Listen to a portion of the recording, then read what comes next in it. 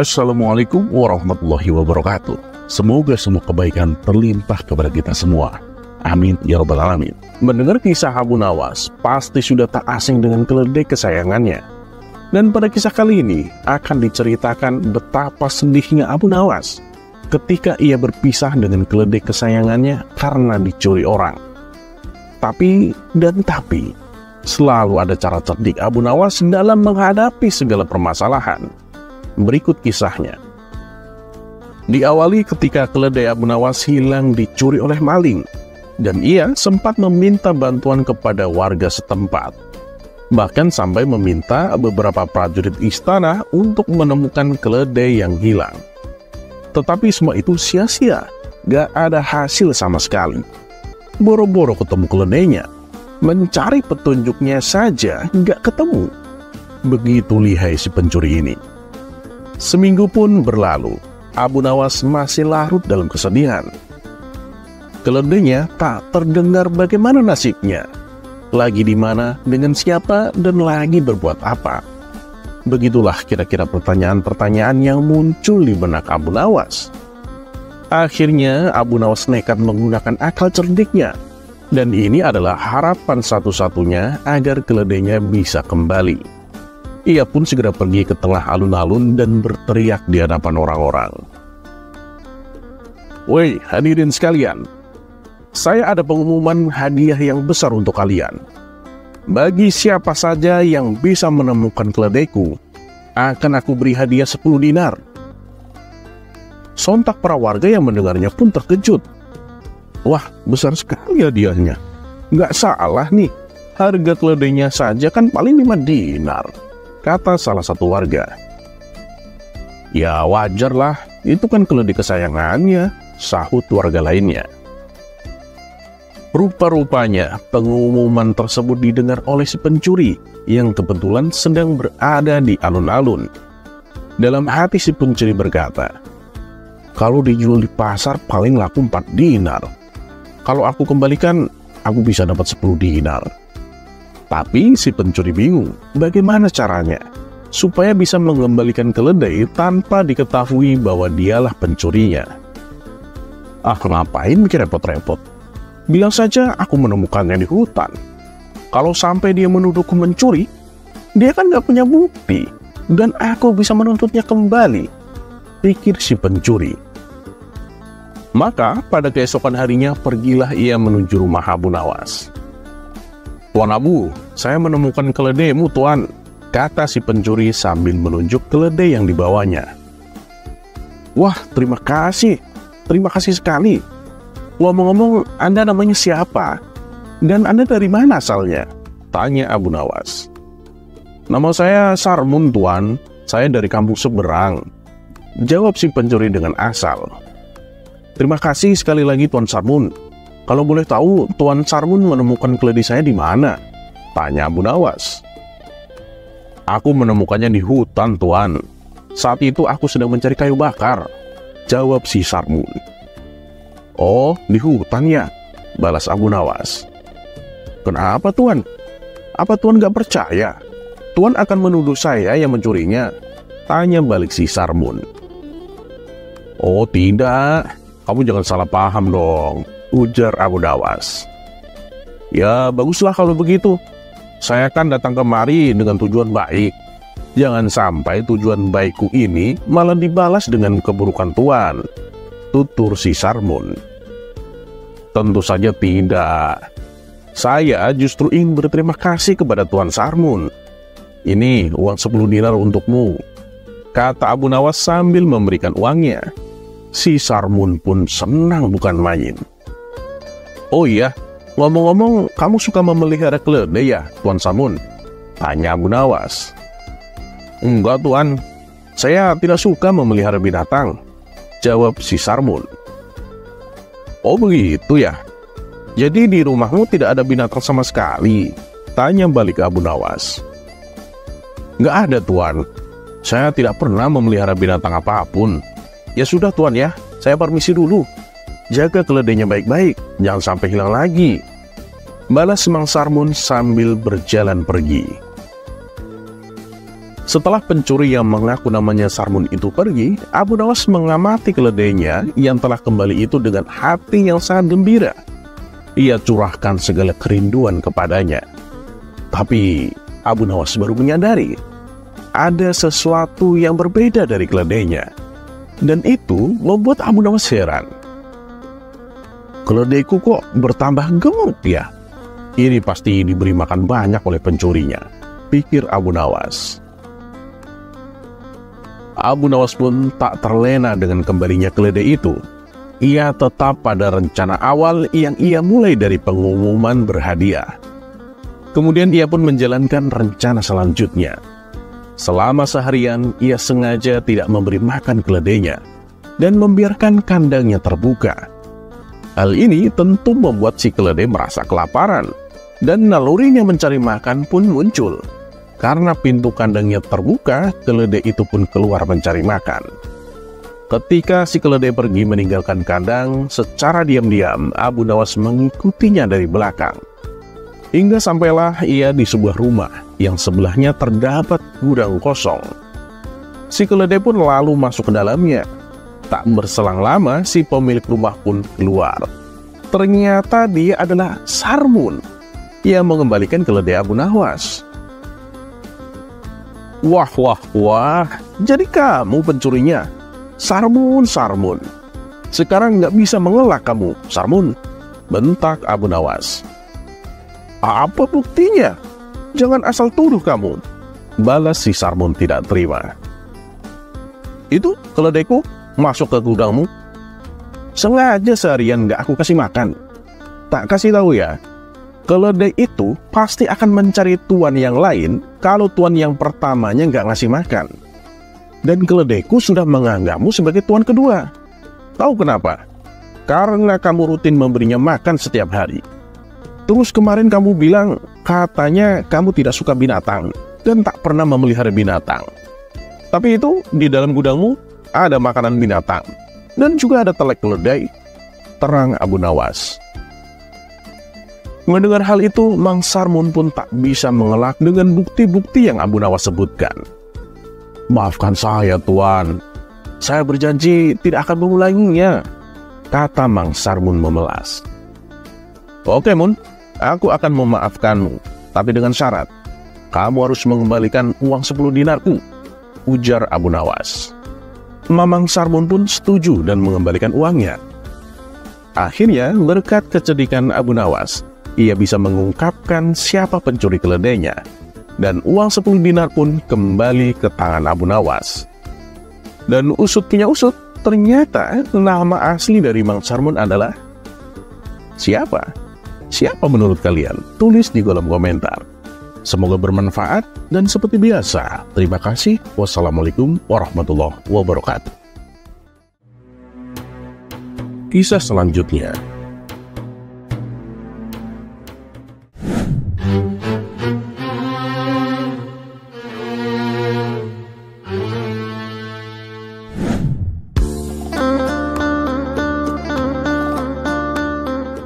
Assalamualaikum warahmatullahi wabarakatuh. Semoga semua kebaikan terlimpah kepada kita semua. Amin ya rabbal alamin. Entah ini sudah keberapa kalinya Abu Nawas berhadapan dengan orang ateis. Dan yang sudah-sudah, si ateis hanya tertunduk lesu karena kalah telak dengan jawaban Abu Nawas. Tapi kelompok mereka ini tak ada kapok-kapoknya. Yang satu kalah, besoknya datang lagi yang lain. Seolah mereka tidak percaya dan tidak mengakui kekalahannya. Padahal sudah jelas, semua dilibas habis oleh Abu Nawas.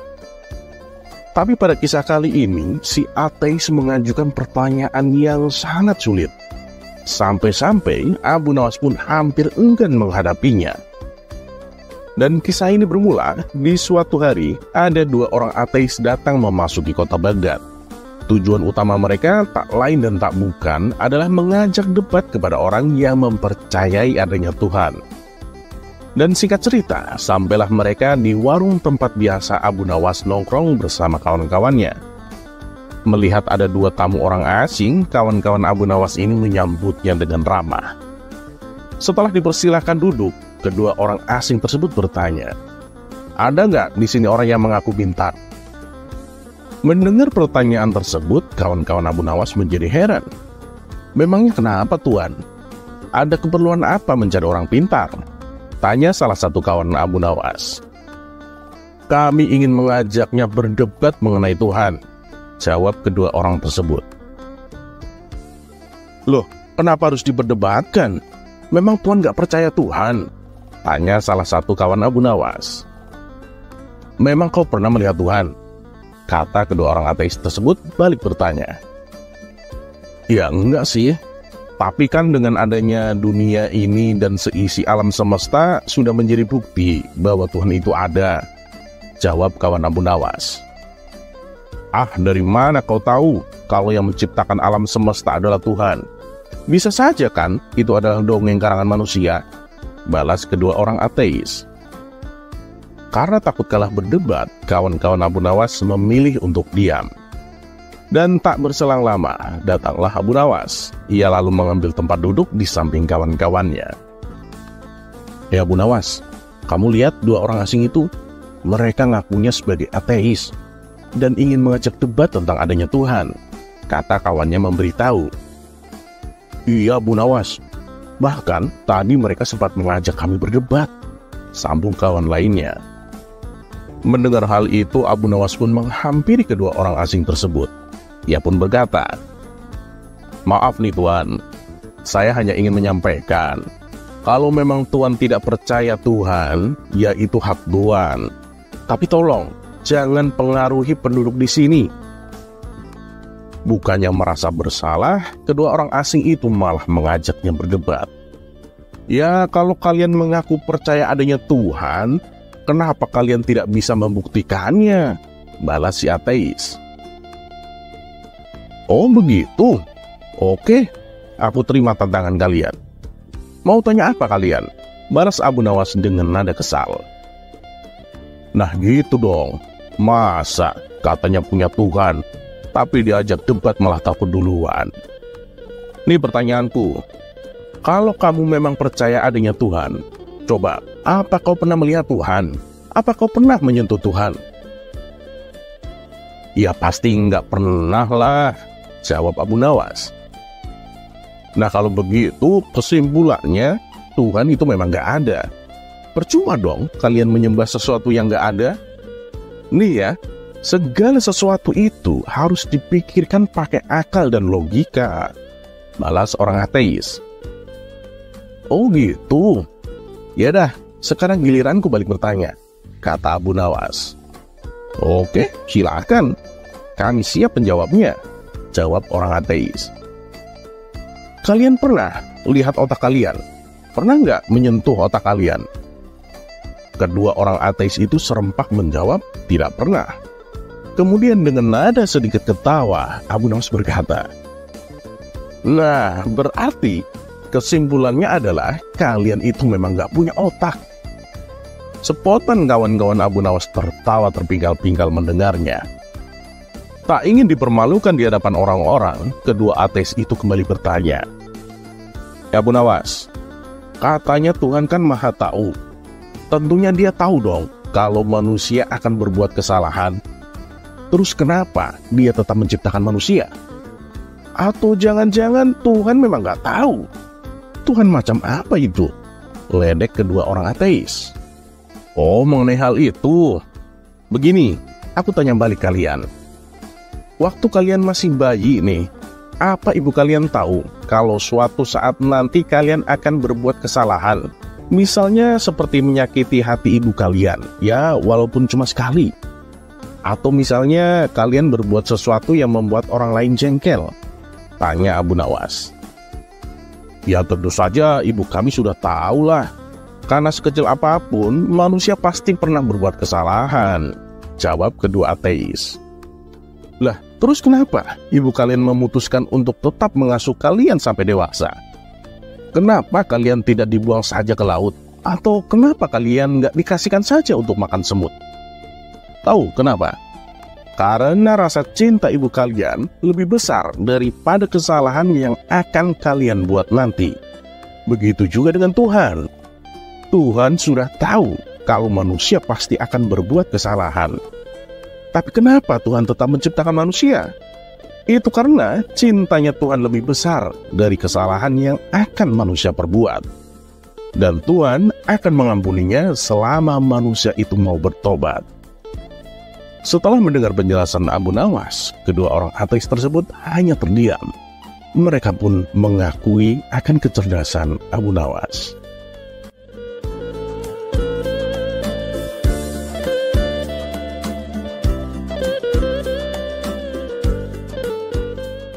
Terlepas apakah cerita ini adalah cerita fiksi atau kenyataan, teruslah berbuat kebaikan. Karena ketahuilah, kita mungkin tahu berapa umur kita sekarang, tapi tak ada yang tahu berapa sisa umur kita. Dan seperti biasa, terima kasih. Wassalamualaikum warahmatullahi wabarakatuh.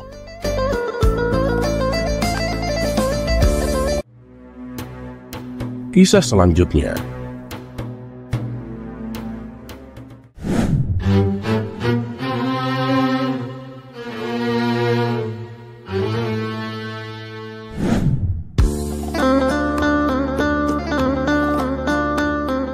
Assalamualaikum warahmatullahi wabarakatuh. Semoga semua kebaikan terlimpah kepada kita semua. Amin ya rabbal alamin. Sungguh sial nasib Abu Nawas karena seringnya begadang sampai lupa waktu. Kini ia dilarang istrinya keluar rumah. Jangankan tongkrongan malam, di saat siang hari pun tidak diperbolehkan. Kalau sampai melanggar larangan tersebut, istrinya mengancam akan pulang ke rumah orang tuanya. Akhirnya dengan berat hati, Abu Nawas pun menuruti perkataan istrinya. Tapi Abu Nawas tak diragukan lagi sejuta akal cerdiknya. Ia bisa keluar nongkrong tanpa harus melanggar larangan istrinya itu. Berikut kisah lengkapnya. Sudah seminggu, Abu Nawas diam di rumah menuruti keinginan istrinya. Abu Nawas pun mulai terlihat jenuh dengan suasana di dalam rumah. Dan untuk mengusir kejenuhannya, Abu Nawas melakukan aktivitas membelah kayu-kayu yang ia dapatkan dari hutan. Suatu hari sang istri berkata kepadanya, "Suamiku, rasanya aku ingin makan daging ayam. Cobalah kau ke pasar beli daging ayam." Pucuk dicinta ulam pun tiba. Kesempatan ini tak disia-siakan oleh Abu Nawas. Ia pun segera mengabulkan permintaan istrinya. Tapi awas, jangan sampai torongan dengan kawan-kawanmu, ancam sang istri. Maka pergilah Abu Nawas ke pasar. Di tengah perjalanan, ujian mulai datang kepadanya. Ia bertemu dengan sahabatnya. Abu Nawas, kok sekarang jarang kelihatan? Kami sudah kangen loh dengan cerita-ceritamu, kata sahabatnya. Iya nih, akhir-akhir ini aku ada kesibukan yang gak bisa aku tinggalkan, balas Abu Nawas berpura-pura. Oh gitu. Nah, ini kan mumpung kamu bisa keluar. Ayo kita ngumpul di warung. Di sana sudah banyak kawan kita menunggu, ajak sahabatnya. Awalnya Abu Nawas langsung menolak. Ia teringat akan mandat sang komandan. Tapi karena terus-terusan didesak, ia pun akhirnya ikut juga. Sesampainya di warung, Abu Nawas disambut hangat oleh kawan-kawannya. Lalu mereka ngobrol ngalor ngidul dengan diselingi canda tawa. Karena saking asiknya ngobrol, Abu Nawas pun sampai lupa waktu. Dan ketika waktu sudah menjelang sore, ia baru teringat akan pesan sang istri. Waduh, celaka nih. Bisa-bisa istriku ngambek pulang ke rumah orang tuanya. Mana aku belum beli ayam lagi, kata Abu Nawas dalam hati.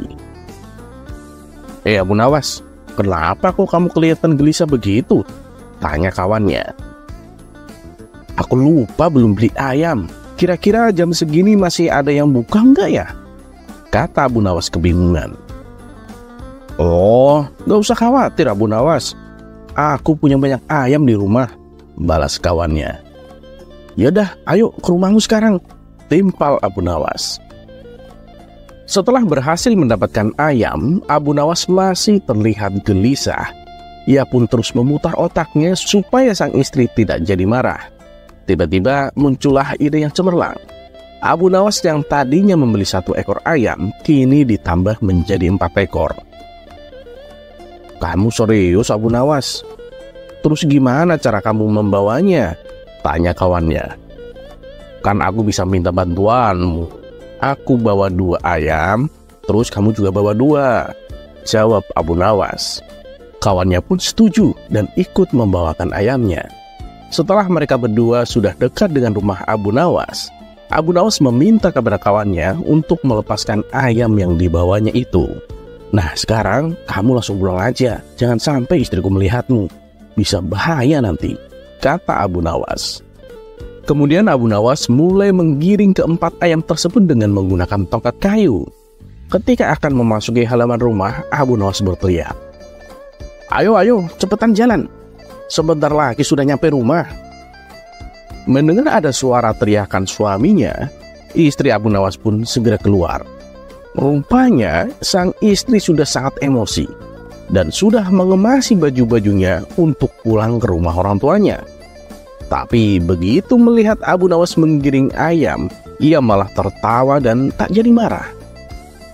Waduh, suamiku bawa ayam kok digiring.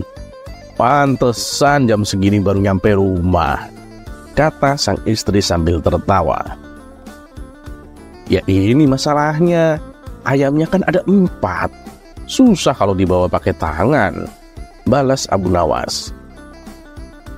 Loh, aku kan mintanya beli 1 ekor. Kenapa kok belinya 4? Tanya sang istri. Begini, wahai istriku sayang, nanti kalau kamu ingin makan daging ayam lagi, kan kamu gak perlu repot-repot pergi ke pasar, jawab Abu Nawas beralasan. Mendengar hal itu, sang istri pun bertambah bahagia dan melayang-layang. Suamiku memang sangat pengertian, kata sang istri dalam hati.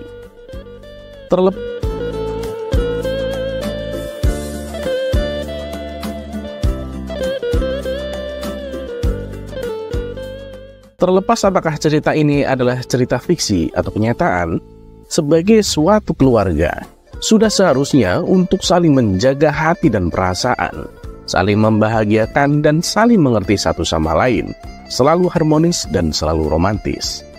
Semoga bermanfaat, dan seperti biasa, terima kasih. Wassalamualaikum warahmatullahi wabarakatuh.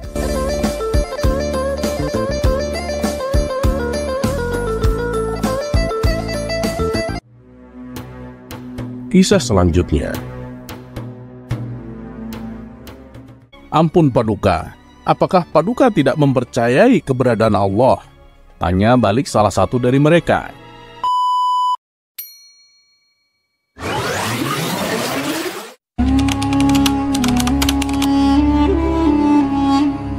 Pada suatu hari, tidak biasanya banyak tamu yang berkumpul di istana Raja Harun Ar-Rasyid. Ternyata tamu yang berkumpul tersebut adalah para ulama. Mereka bersama Raja Harun membicarakan masalah agama hingga urusan negara. Di sela-sela waktu santainya, sang raja melontarkan pertanyaan kepada para ulama tersebut. Adakah di antara kalian yang tahu kira-kira Allah sedang apa sekarang? Tanya Raja Harun kepada para ulama tersebut. Tentu saja pertanyaan itu tak lazim. Namun, memang begitulah karakter baginda raja yang sering memberikan pertanyaan-pertanyaan nyeleneh. Ampun Paduka, apakah Paduka tidak mempercayai keberadaan Allah? Tanya balik salah satu dari mereka. Justru saya sangat percaya adanya Allah.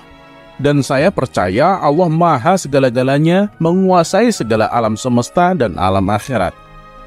Yang saya tanyakan, kira-kira Allah sedang apa sekarang? Tanya sang baginda raja lagi. Para ulama saling berpandang-pandangan satu sama lain.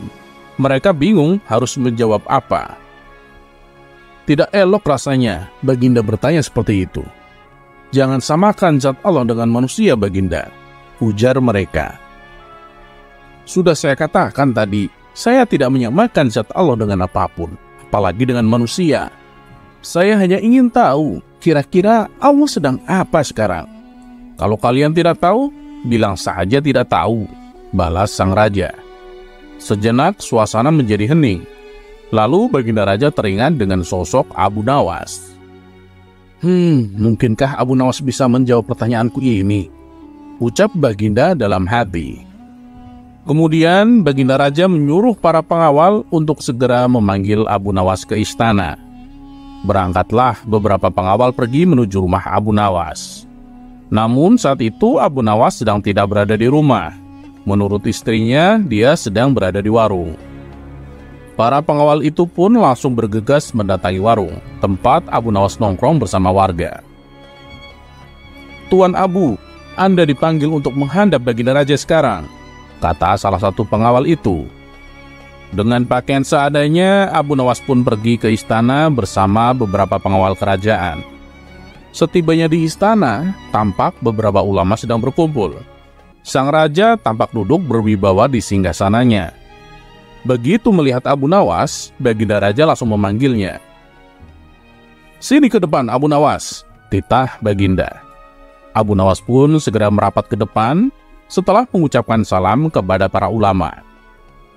Belum lagi Abu Nawas duduk sempurna, tanpa basa-basi Baginda Raja bertanya kepada Abu Nawas. "Jadi begini Abu Nawas, ini para ulama yang ada di sini tidak ada yang bisa menjawab pertanyaanku. Aku ingin menguji kecerdasanmu. Apakah kamu bisa menjawabnya atau tidak?" kata Baginda Raja kepada Abu Nawas. "Wahai Paduka yang mulia, bukankah beliau-beliau ini adalah ulama yang berilmu agama tinggi? Sedangkan hamba hanyalah orang biasa. Rasanya tak pantas kalau hamba yang menjawabnya," sahut Abu Nawas. "Tapi kalau boleh tahu, pertanyaan macam apakah yang Baginda tanyakan?" sambung Abu Nawas. "Tadi saya bertanya kepada para ulama di sini, kira-kira Allah sedang apa sekarang? Tapi tak ada satupun yang bisa menjawabnya. Apakah kau tahu Allah sedang apa sekarang, wahai Abu Nawas?" tanya sang raja. Mendengar pertanyaan yang aneh itu, sejenak Abu Nawas terdiam. "Hamba bisa menjawab pertanyaan itu, tapi ada syaratnya Baginda," sahut Abu Nawas. "Apa syaratnya Abu Nawas?" tanya Baginda sedikit terkejut. "Syaratnya adalah saya harus duduk di singgasana Baginda Raja dan Baginda Raja harus duduk di bawah bersama para ulama," jawab Abu Nawas. Meski masih heran dan penuh tanda tanya dengan syarat itu, Raja Harun menuruti permintaan tersebut karena penasaran dengan jawaban Abu Nawas. Setelah Abu Nawas duduk di singgasana Baginda Raja Harun Ar-Rasyid, Abu Nawas berkata dengan lantang, "Kalau Baginda ingin tahu Allah sedang apa sekarang, saksikanlah. Allah sedang mengangkat Abu Nawas menjadi raja dan Harun Ar-Rasyid menjadi rakyat biasa." Spontan Baginda Raja pun tertawa mendengar ucapan Abu Nawas, diiringi oleh beberapa ulama yang sedang duduk di sampingnya. Jawaban Abu Nawas itu memiliki makna bahwa apa yang dilakukannya merupakan kehendak Allah Subhanahu wa Ta'ala. "Kamu memang pintar Abu Nawas. Kamu malah memanfaatkan pertanyaan ini untuk bisa duduk di atas singgasanaku. Tapi memang yang kamu katakan itu benar. Maka aku pun tak bisa marah kepadamu," kata Baginda Raja. Baginda Raja pun memberikan hadiah kepada Abu Nawas atas kecerdasannya. Wallahu a'lam.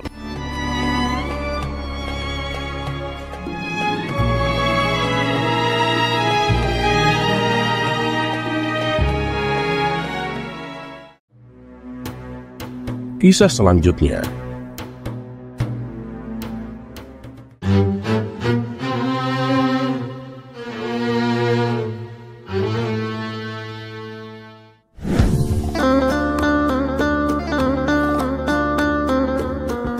Assalamualaikum warahmatullahi wabarakatuh.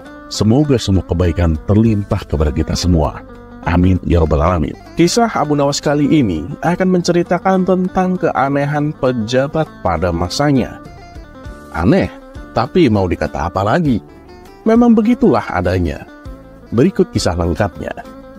Suatu hari, Abu Nawas diajak oleh para menteri istana berlibur ke tempat rekreasi. Tempat rekreasi yang dikunjungi adalah sebuah danau yang indah. Meskipun hari masih pagi, namun tempat tersebut sudah ramai didatangi orang-orang dari berbagai lapisan masyarakat.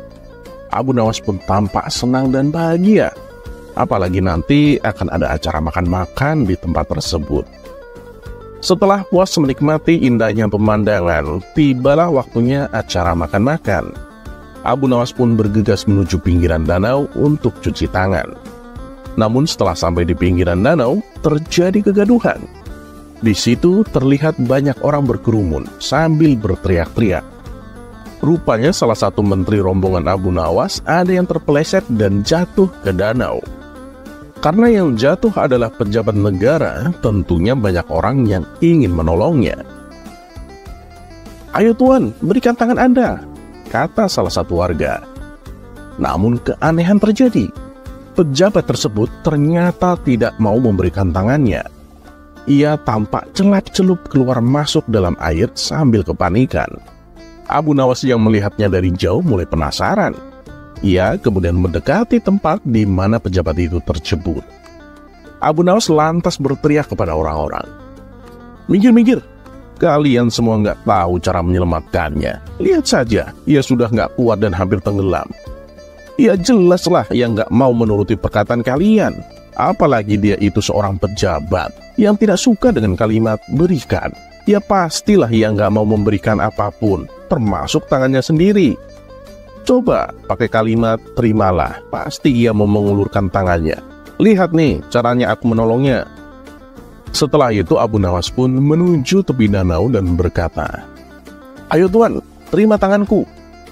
Anehnya, pejabat itu langsung menerima tangan Abu Nawas dan memegangnya kuat-kuat sambil berkata, "Mudah-mudahan Allah menyukaimu, wahai Abu Nawas." Pejabat itu akhirnya bisa diselamatkan. Ajaib. Tapi memang begitulah keadaannya. Terlepas apakah cerita ini adalah cerita fiksi atau kenyataan, sebagai seorang manusia, sudah seharusnya ketika menjadi seorang pejabat, harus selalu memperhatikan rakyatnya. Jangan malah lain kampanye, lain menjabat. Semoga bermanfaat. Dan seperti biasa, kisah selanjutnya. Untuk kisah ini, kami tidak menyajikan visual seperti biasanya, lebih kepada narasi cerita. Jika saat ini kita sibuk mengumpulkan harta, jika saat ini pikiran kita disibukkan dengan memperbanyak keuntungan dari perniagaan, dan jika saat ini waktu kita dihabiskan untuk dunia tanpa memperbanyak kebaikan untuk bekal akhirat, mungkin kita belum mengenal dan mengetahui kisah salah satu sahabat yang berupaya keras agar dirinya jatuh miskin, sehingga ia tidak memiliki harta sepeser pun. Adalah Abdurrahman bin Auf, salah satu sahabat Nabi yang kaya dan gemar bersedekah. Jika kebanyakan orang senang mempunyai harta melimpah, namun berbeda dengan Abdurrahman bin Auf. Dengan harta yang dimilikinya, Abdurrahman justru menangis karena khawatir dirinya akan memasuki surga paling terakhir. Suatu ketika Rasulullah Shallallahu Alaihi Wasallam bersabda bahwa Abdurrahman bin Auf akan masuk surga terakhir karena terlalu kaya, sehingga dihisapnya paling lama. Mendengar hal tersebut, Abdurrahman pun berpikir keras bagaimana caranya agar ia kembali menjadi miskin supaya dapat memasuki surga lebih awal. Suatu hari setelah perang Tabuk, kurma yang ditinggalkan para sahabat di Madinah menjadi busuk, sehingga harga jualnya jatuh. Mendengar hal tersebut, Abdurrahman bin Auf langsung menjual semua harta yang ia punya untuk membeli semua kurma busuk milik para sahabat dengan harga standar kurma yang belum busuk. Semua sahabat bersyukur karena kurma yang mereka khawatirkan tidak akan laku, tiba-tiba diborong semuanya oleh Abdurrahman. Para sahabat gembira karena kurma mereka bisa dijual. Begitu pula dengan Abdurrahman yang teramat senang dan ia berharap akan jatuh miskin. Namun tiba-tiba ada seseorang yang datang dan mengaku berasal dari utusan Yaman. Orang tersebut memberitakan bahwa di negerinya sedang terkena wabah penyakit menular, sehingga Raja Yaman mengutus dirinya untuk mencari kurma busuk. Menurut mereka, kurma busuk adalah salah satu obat yang bisa menyembuhkan dari penyakit menular itu. Akhirnya utusan Raja Yaman tersebut memborong semua kurma milik Abdurrahman bin Auf dengan harga 10 kali lipat dari harga kurma biasa. Masya Allah. Di saat Abdurrahman bin Auf merelakan semua hartanya agar ia jatuh miskin, di saat itu pula Allah memberikan keberlimpahan harta berkali-kali lipat untuknya.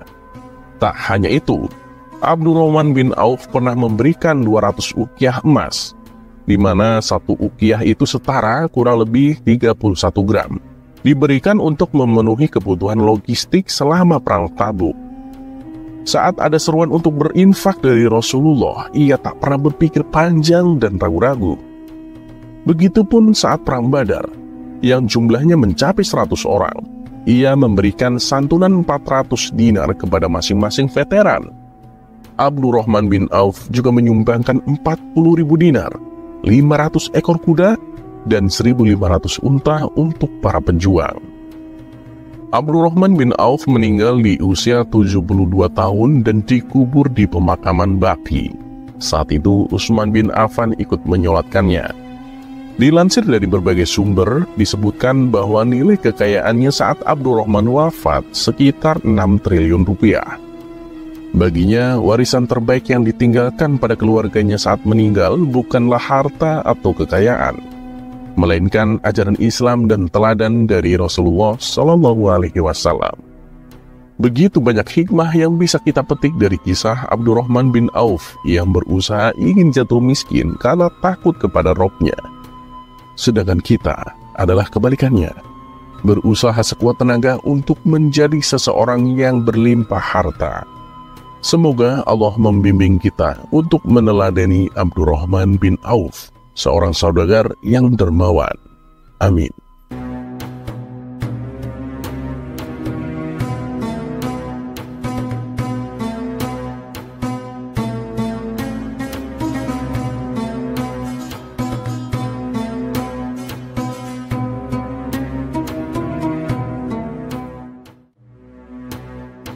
Kisah selanjutnya.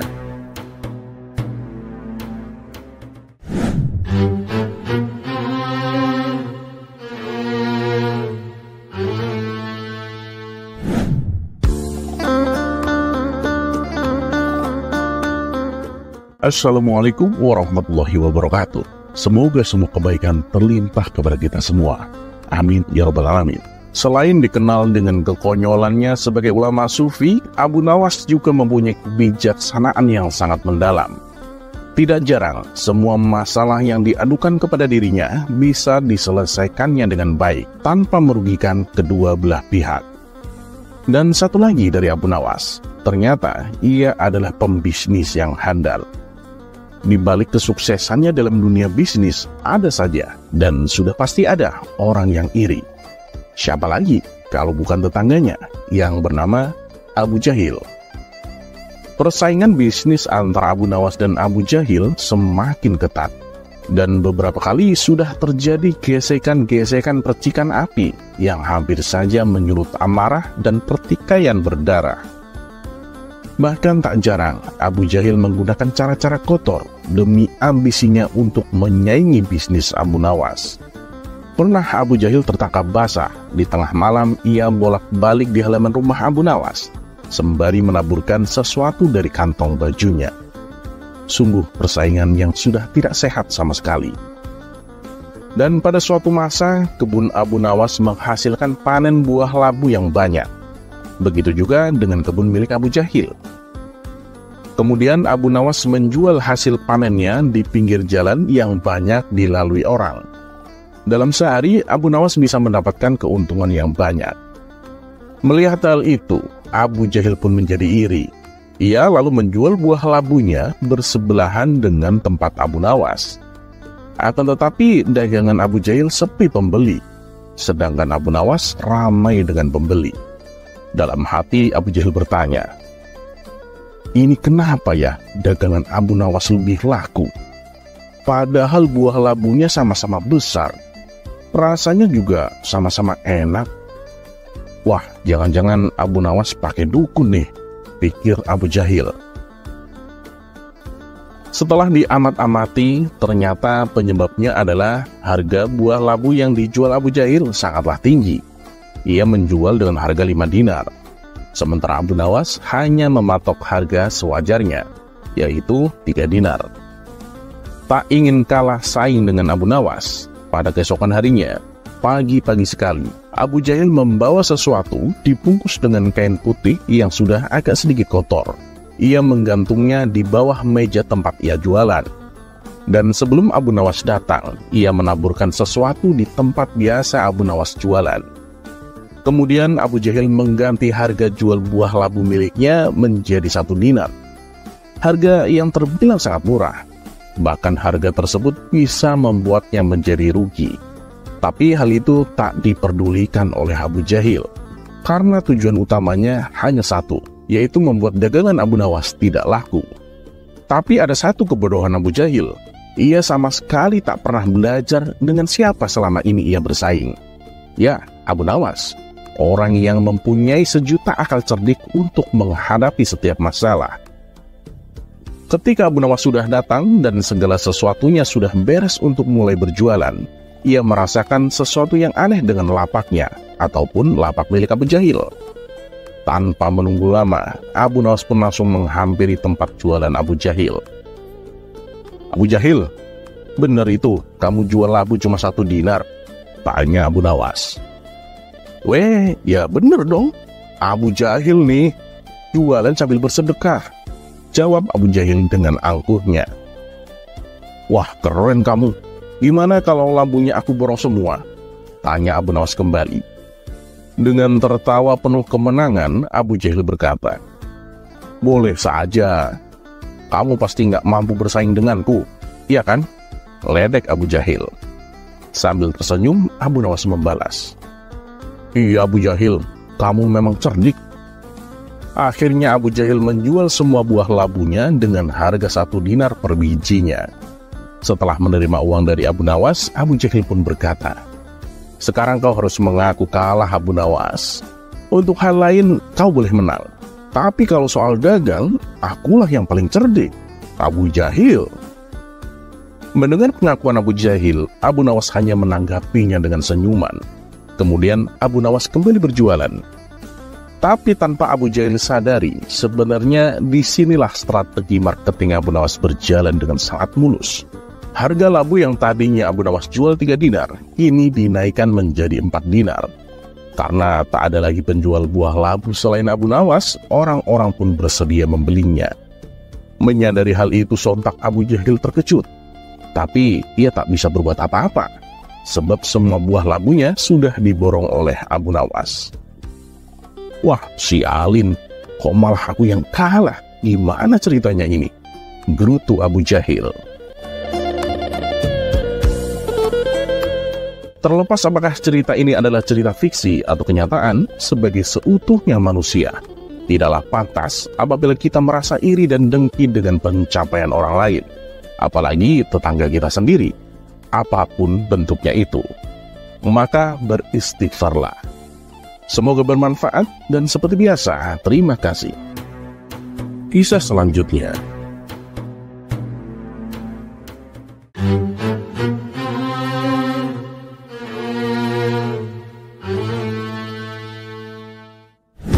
Pada kisah kali ini, kita akan mendengarkan bersama ketika Abu Nawas menentukan pilihan. Yang ternyata pilihan itu membuat semua orang, termasuk saya sendiri, dan saya jamin kalian juga, menilai bahwa Abu Nawas itu sama sekali tidak mencerminkan seorang ulama. Sungguh sangat disayangkan. Kisah ini bermula ketika menjelang pagi hari dengan suasana kota Baghdad yang cukup ramai. Dan seperti biasanya, orang-orang berlalu lalang melakukan berbagai aktivitas mereka. Sementara Abu Nawas memutuskan untuk sedikit berkeliling di sekitar tempat ia tinggal. Cuaca yang cerah seolah mendukung kegiatan Abu Nawas untuk berjalan keliling menyusuri kota. Sesekali dia tersenyum dan berhenti sejenak, manakala ada seseorang yang menyapanya. Karena sikapnya inilah, tidak heran bila banyak orang yang mengenalnya sebagai sosok yang ramah pada siapapun. Meskipun Abu Nawas terkenal sebagai cendekiawan pandai, belum lagi dia adalah penyair yang masyhur, tapi Abu Nawas mau bergaul dengan siapa saja. Hal itulah yang membuat dirinya dihormati dan disegani oleh masyarakat. Tetapi semua pandangan itu berubah ketika Abu Nawas melewati depan rumah hakim kota. Rumahnya megah dan besar, seperti layaknya rumah pejabat pada umumnya. Kebetulan Tuan Hakim sedang duduk santai di halaman rumahnya. Hakim kota ini terkenal pandai dan sangat bijak dalam memutuskan persoalan. Bisa dikatakan dialah satu-satunya hakim cendekiawan di kota Baghdad. Melihat Abu Nawas lewat di depan rumahnya, Tuan Hakim segera menyapanya. "Abu Nawas, mau kemana?" tanya Tuan Hakim. "Biasalah Tuan, jalan-jalan, biar nggak suntuk," jawab Abu Nawas. "Tunggu Abu Nawas, jangan pergi dulu," cegah Tuan Hakim. "Memangnya ada apa Tuan? Sepertinya penting sekali," tanya Abu Nawas. "Sinilah, mampir ke rumahku.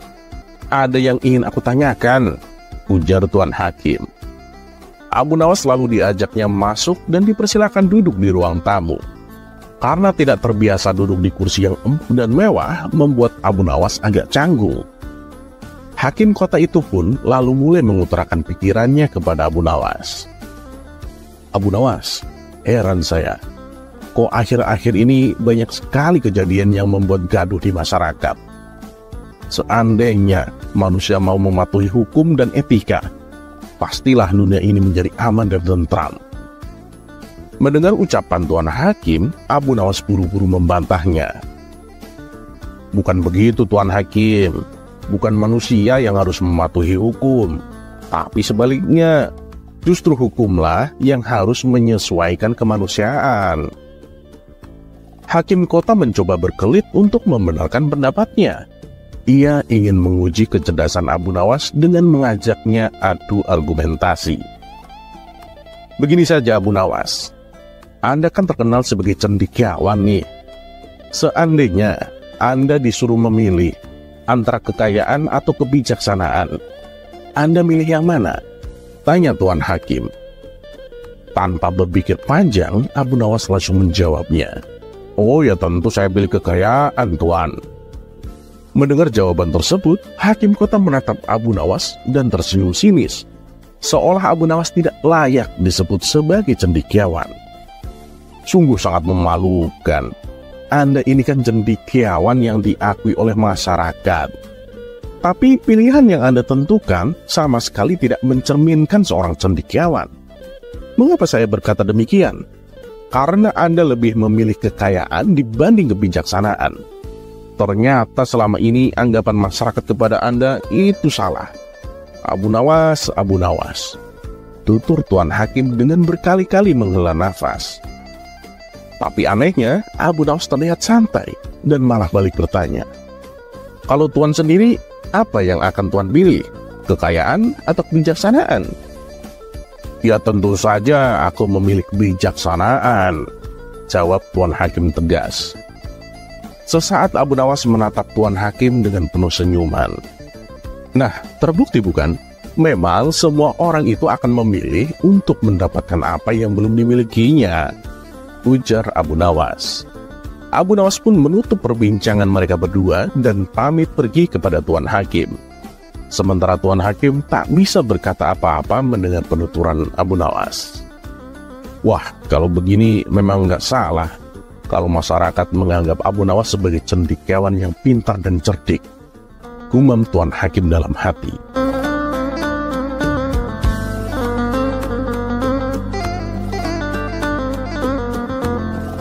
Terlepas apakah cerita ini adalah cerita fiksi atau kenyataan, ketahuilah bahwa jalan yang dipilih orang lain dalam menjalani kehidupannya terkadang terlihat aneh, bahkan terlihat salah di mata kita. Tapi selama itu tidak melanggar norma dan hukum agama, tidak perlulah kita mempeributkannya. Semoga bermanfaat dan tetap jaga kerukunan. Dan seperti biasa, terima kasih. Kisah selanjutnya. Untuk kisah kali ini, kami tidak menyajikan visual seperti biasanya, lebih kepada narasi cerita. Kali ini kita akan mendengarkan cerita tentang seorang pemuda yang sangat istimewa di mata Rasulullah. Uwais Al-Qarni, seorang pemuda yang tinggal di kota Yaman. Ia mempunyai penyakit sopan. Karena penyakit itulah tubuhnya menjadi belang-belang. Walaupun cacat, tapi ia adalah pemuda yang salih dan sangat berbakti kepada ibunya, seorang perempuan wanita tua yang lumpuh. Uwais senantiasa merawat dan memenuhi semua permintaan ibunya. Hanya satu permintaan yang sulit ia kabulkan. Ibunya pernah berpesan, karena ia sudah merasa berat dengan fisiknya, ia ingin sekali menunaikan ibadah haji sebelum dipanggil sang kuasa. Mendengar pesan dari ibunya, Uwais termenung. Perjalanan ke Mekah sangatlah jauh, melewati padang tandus yang panas. Orang-orang biasanya menggunakan unta dan membawa banyak perbekalan. Lantas bagaimana hal itu dilakukan Uwais, yang sangat miskin dan tidak memiliki kendaraan? Uwais terus berpikir mencari jalan keluar. Kemudian dibelilah seekor anak lembu. Uwais membuatkan kandang di puncak bukit. Ternyata setiap pagi ia bolak-balik menggendong anak lembu itu naik turun bukit. Walhasil orang-orang yang melihat ulah Uwais tersebut meneriakinya gila. Ya, banyak orang yang menganggap aneh apa yang dilakukannya tersebut. Tak pernah ada hari yang terlewatkan ia menggendong lembu naik turun bukit. Makin hari anak lembu itu makin besar, dan makin besar pula tenaga yang diperlukan Uwais. Tetapi karena latihan setiap hari, anak lembu yang membesar itu tak terasa lagi. Setelah 8 bulan berlalu, sampailah pada musim haji. Lembu Uwais telah mencapai berat 100 kilo. Begitu juga dengan otot Uwais yang semakin kuat. Ia menjadi bertenaga untuk mengangkat barang. Taulah sekarang orang-orang, apa maksud Uwais menggendong lembu setiap hari? Ya, ternyata ia sedang latihan untuk menggendong ibunya. Uwais menggendong ibunya berjalan kaki dari Yaman ke Mekah. Subhanallah, alangkah besar cinta Uwais kepada ibunya itu. Ia rela menempuh perjalanan yang sangat jauh dan sulit demi memenuhi keinginan ibunya. Uwais berjalan tegap menggendong ibunya wukuf di Ka'bah. Ibunya terharu dan bercucur air mata ketika telah melihat Baitullah. Di hadapan Ka'bah, ibu dan anak itu berdoa. Di dalam doanya, Uwais meminta pengampunan untuk dosa sang ibu. Mendengar itu, sang ibu heran dan menanyakan, kenapa Uwais tidak berdoa untuk pengampunan dirinya sendiri? Apa jawaban Uwais sungguh sangat menggetarkan hati. Ia berkata bahwa cukuplah dosa ibunya yang diampuni, sehingga beliau bisa masuk surga. Dan sudah cukup ridho dari ibunya yang akan membawanya masuk surga. Itulah keinginan Uwais yang tulus dan penuh cinta. Allah Subhanahu wa Ta'ala pun memberikan karunia untuknya. Uwais ketika itu juga sembuh dari penyakit sopaknya. Hanya tertinggal bulatan putih di tangannya. Lalu untuk apa bulatan putih disisakan di tangannya Uwais tersebut? Itulah tanda untuk Umar bin Khattab dan Ali bin Abi Thalib, 2 sahabat Rasulullah, untuk mengenali Uwais. Beliau berdua sengaja mencari di sekitar Ka'bah karena Rasulullah pernah berpesan, di zaman kalian nanti akan lahir seorang manusia yang doanya sangat makbul. Kalian berdua pergilah dan cari dia. Dia akan datang dari arah Yaman. Dia dibesarkan di Yaman. Uwais Al-Qarni pergi ke Madinah setelah menempuh perjalanan yang jauh. Akhirnya Uwais Al-Qarni sampai juga di kota Madinah. Segera ia mencari rumah Nabi Muhammad SAW. Setelah ia menemukan rumah Nabi, diketuknya pintu rumah itu sambil mengucapkan salam. Keluarlah seseorang seraya membalas salamnya.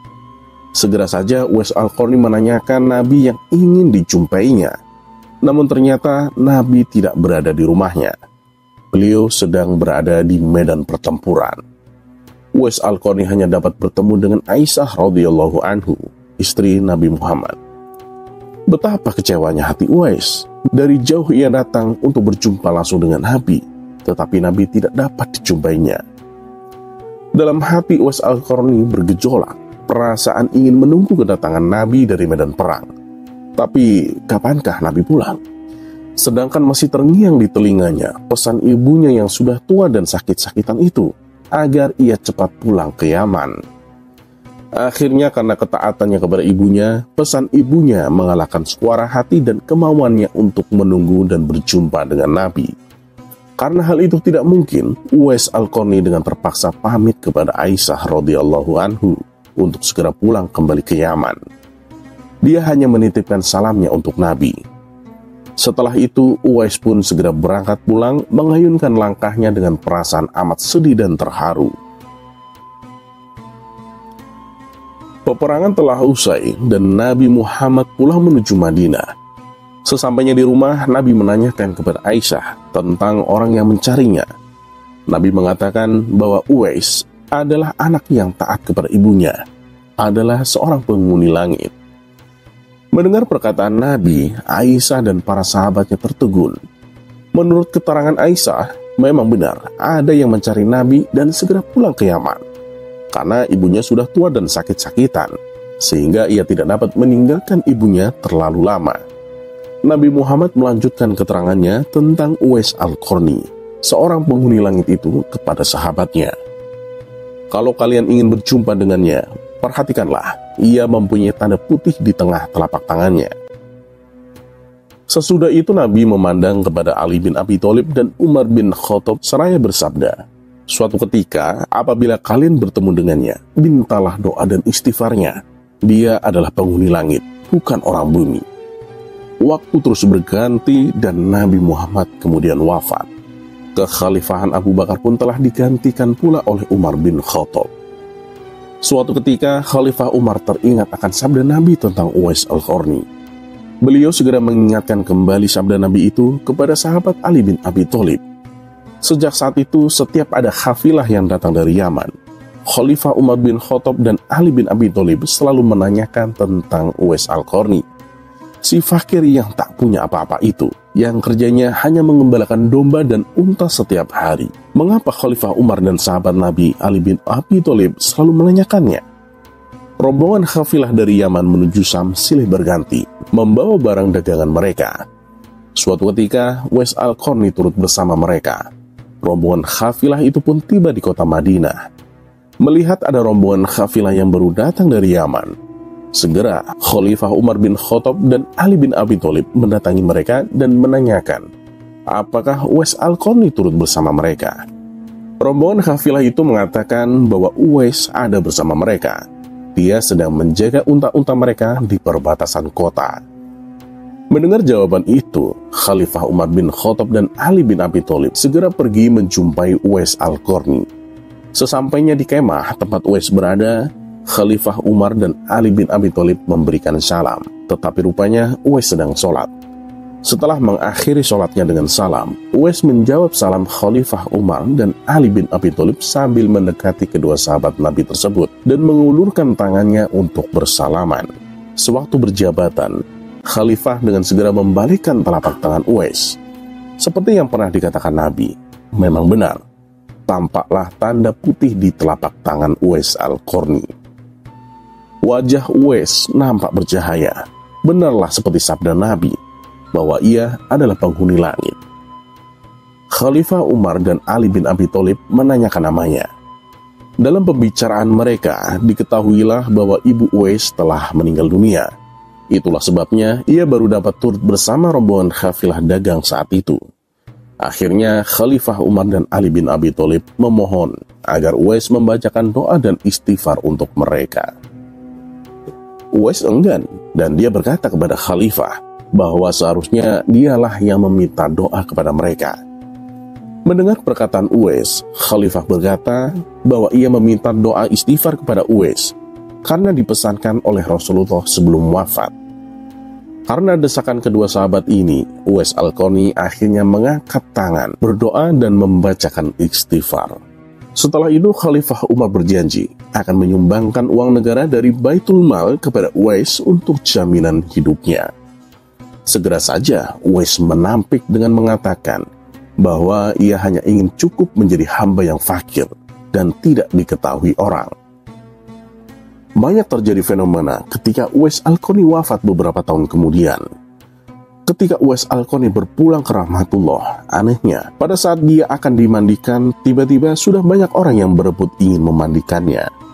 Dan ketika dibawa ke tempat pembaringan untuk dikafani, di sana pun sudah ada orang-orang yang sudah menunggu untuk mengafaninya. Demikian pula ketika orang pergi hendak menggali kuburannya. Di sana ternyata sudah ada orang-orang menggali kuburnya hingga selesai. Ketika usungan dibawa ke pekuburannya, luar biasa banyaknya orang yang berebutan untuk mengusungnya. Meninggalnya Uwais Al-Qarni telah menggemparkan masyarakat kota Yaman. Banyak terjadi hal-hal yang amat mengherankan. Sedemikian banyaknya orang yang tak dikenal berdatangan untuk mengurus jenazah dan memakamannya. Padahal Uwais Al-Qarni adalah seorang yang fakir, yang tidak dihiraukan orang. Sejak ia dimandikan sampai ketika jenazahnya hendak diturunkan ke dalam kubur, di situ selalu ada orang-orang yang telah siap melaksanakannya terlebih dahulu. Penduduk kota Yaman tercengang. Mereka saling bertanya-tanya, siapa sebenarnya Uwais Al-Qarni? Bukankah Uwais yang mereka kenal hanyalah seorang fakir yang tak memiliki apa-apa, yang kerjanya sehari-hari hanyalah sebagai pengembala domba dan unta? Tapi ketika hari wafatnya menggemparkan penduduk Yaman dengan hadirnya manusia-manusia asing yang tak pernah mereka kenal. Mereka datang dalam jumlah sedemikian banyaknya. Agaknya mereka adalah para malaikat yang diturunkan ke bumi hanya untuk mengurus jenazah dan pemakamannya. Berita meninggalnya Uwais Al-Qarni dan keanehan-keanehan yang terjadi ketika wafatnya telah tersebar kemana-mana. Baru saat itulah penduduk Yaman mengetahuinya. Siapa sebenarnya Uwais Al-Qarni? Selama ini tidak ada orang yang mengetahui siapa sebenarnya Uwais Al-Qarni disebabkan permintaan Uwais Al-Qarni sendiri kepada Khalifah Umar dan Ali bin Abi Thalib agar merahasiakan tentang dirinya. Barulah di hari wafatnya mereka mendengar sebagaimana yang telah disabdakan oleh Nabi bahwa Uwais Al-Qarni adalah penghuni langit. Begitulah Uwais Al-Qarni, sosok yang sangat berbakti kepada orang tua.